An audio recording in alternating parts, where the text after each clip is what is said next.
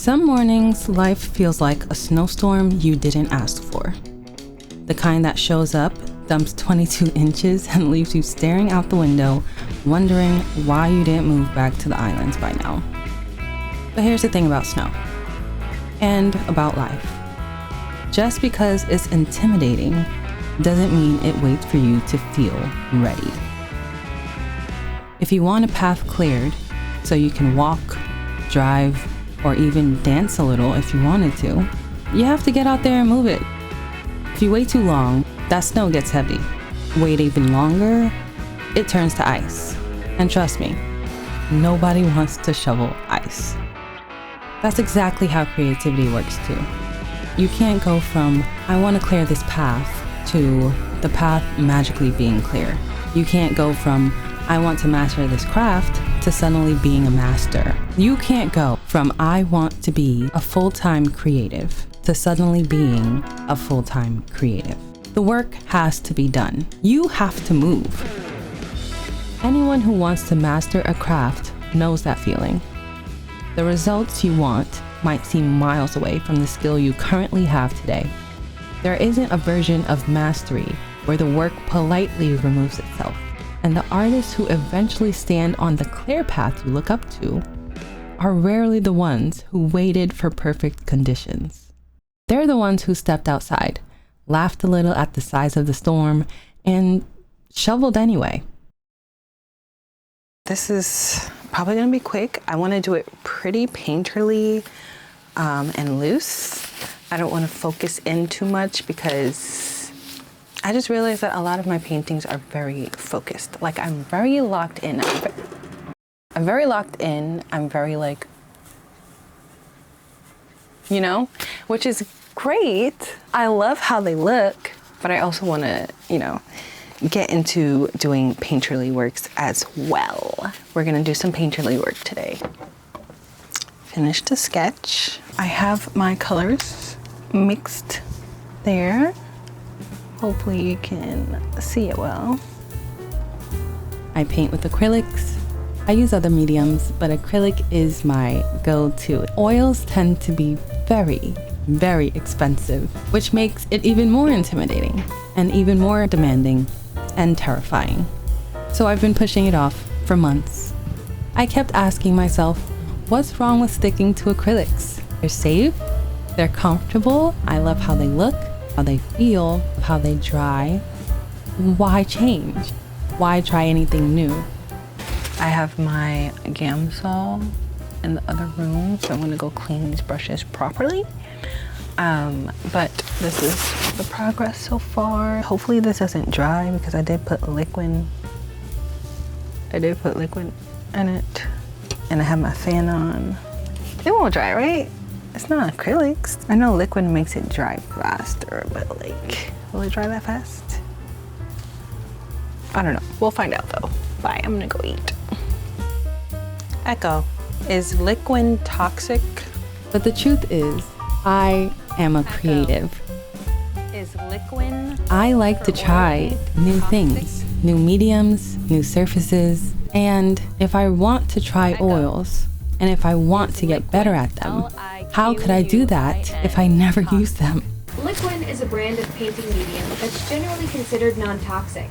Are you planning to use it in your artwork? Yes. Great.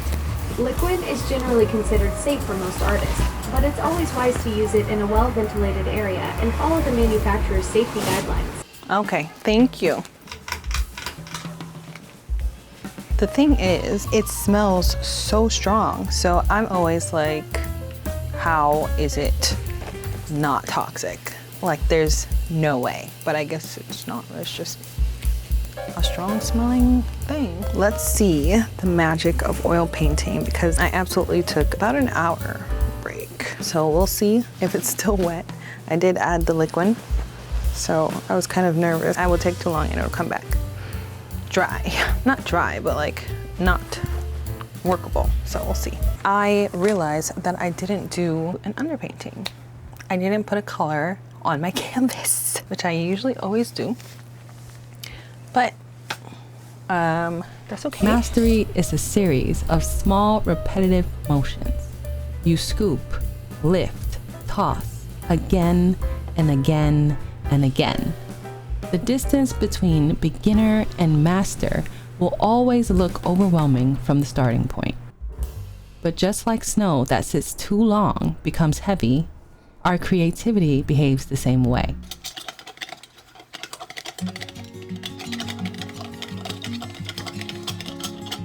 That whole time I was holding my breath. I'm so terrified to inhale Gamsol.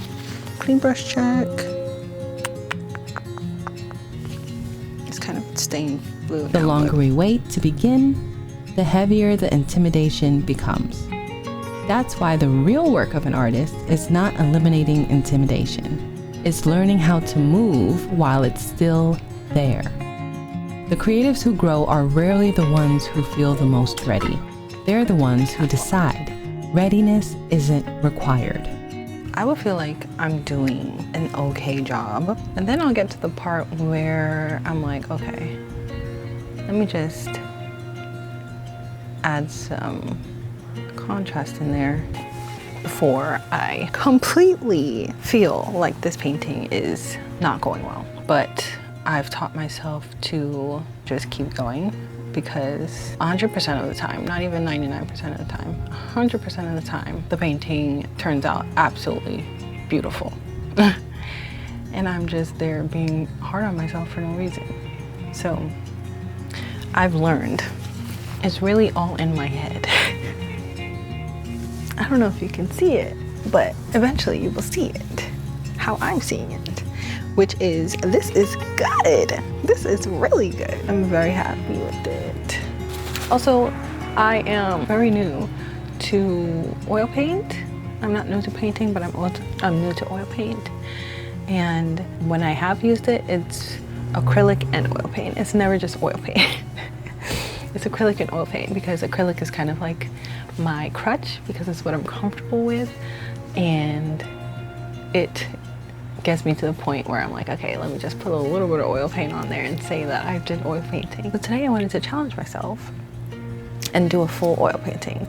I did completely forget to do the underpainting, like I said earlier, but like, imagine when I do use it. I don't know what I was scared of.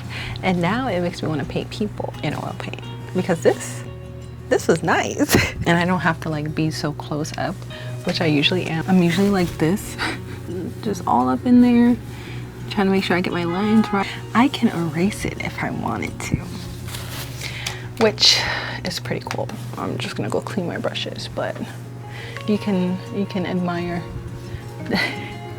you can admire the painting. BRB. Intimidation has a funny way of showing up.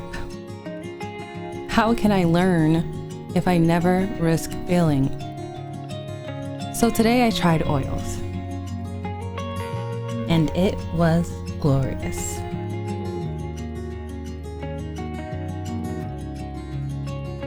Also obsessed with my chrysanthemums. They're so beautiful. I love when I get flowers and I cut them and put them in the flower food, and then the next day they're all perky and happy.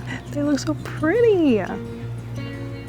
Obsessed. And I know they're dyed, but he knows it's my favorite color, so he gets every purple flower, any purple flowers that he thinks I might like. And it means so much. Anyway, back to work. This is the studio, by the way.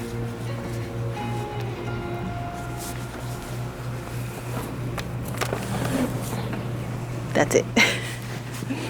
That's all.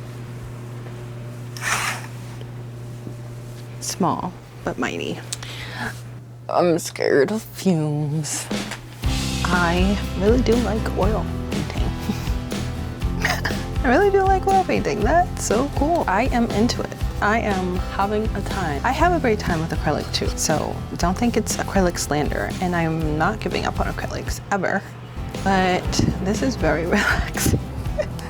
I feel like with acrylic, okay, you're kind of constantly in a, I would say, fight or flight mode. Like, it dries so fast, which I love. But like, if you make a mistake, you have to rush. Well, let me speak for myself. I have to rush and try to find my rag. Like, where's my rag? I have to try to find my rag and then wet it and then try to remove it.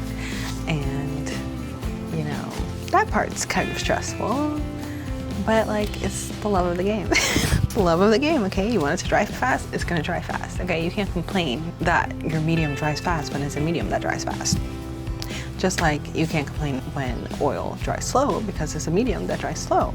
If you want it to dry faster, use liquid or walnut alkyd if I want it to dry a little bit slower. But like, there's ways around it. Don't complain. If you're gonna complain, don't do the art. Let me hydrate.